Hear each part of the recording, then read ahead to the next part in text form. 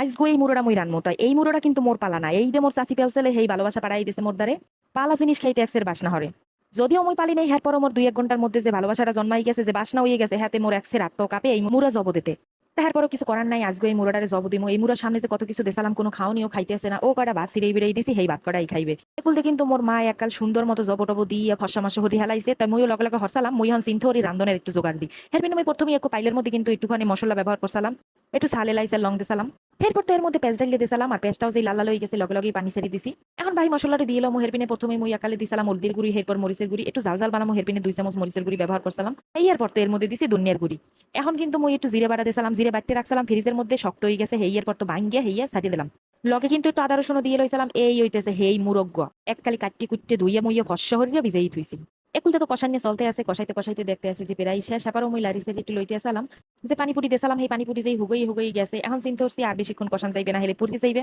যদিও এটা ফার্মের মুড়ো না, আবার এটা দেশি মুড়োও না, এটা কক মুড়োর না হানি, কিন্তু মুড়োটা খাইতে যে কি মজা লাগছিলে, যারা খাইছে হেরাই খেলি কইতে পারবে। এরকম কোনো অতিরিক্ত মশলা মাসিলিও দিই নাই, তাই যেরু দিছি হ্যাঁ কিন্তু ব্যাপাক অল্প অল্প হরিয়ে দিছিলাম। এরপর তো কষাইতে কষাইতে এখন চিন্তা হলাম গোস্ত মস্ত সব ডালিয়ে দিই। এরপর এই গোস্তটি এর মধ্যে ডালিয়ে দিলাম। মোর দ্বারা মনে হইতেছে এই মুড়ো যদি আরো 2-3 মাস পালন চাইতে, হেলে আর ডাবল সাইজ হয়ে যেতে, অনেক বড় হয়ে যেতে। তা ভালোবাসার জিনিস বেশি দিন আরো রাখলে আরো বেশি ভালোবাসা জন্মাই যাবে, হেলে আর খাওয়ান টাউন চাইবে না। তো যাই হোক, আজকে এই মুড়োটার এককালে ভালো মতো রান্না লাগবে, সুন্দর করে আরামসে মজার সাথে খাওয়া লাগবে। এই চিন্তা করেই কিন্তু আমি রাঁধতে আইছি। এখন তুমি কোনো কোনো ডাকনা কুলডেই পেল্ডাই দিতে আসি, লাড়ি সেরি দিতে আসি, নিজদের যাতে না লাগে। মই আবার একটু ভালো মতো কষামু। ভালো মতো কিন্তু না কষাইলে হেলে কিন্তু মধ্যে গোস্তের মধ্যে কোনো নুনমুন হানবে না, গোস্ত খাইতে কিন্তু কাঁচা কাঁচা লাগবে। তা হেরপিনে কিন্তু কোনো কোনো উল্লেই মুল্লেই দিতে আসি, কোনো পানি পুনি ব্যবহার করি নাই। ডাকিতে সালাম হেইতে যতটুক্ষণে পানি উঠছিলে সেই পানির উদ্দেই এই কাম কম হাঁটতে আসি। পানি একাল শেষের কালে একটুখানি পানি দিয়ে লাড়সাড়া দিয়ে এরপর নামাই হেলামু।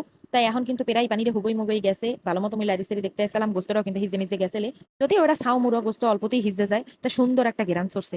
এরম গন্ধ মন্দ বাইরে যেকালে দেশে যায় মাটির চুলে রান দেয় একাল সুন্দর এরম ঘেরান গুরান পাউন যায়। তাজগে মুড়োটা কোনো কিন্তু একাল হেইরম মাটির চুলে রান্ধনের নান সুন্দর ঘেরান বাইরেছে।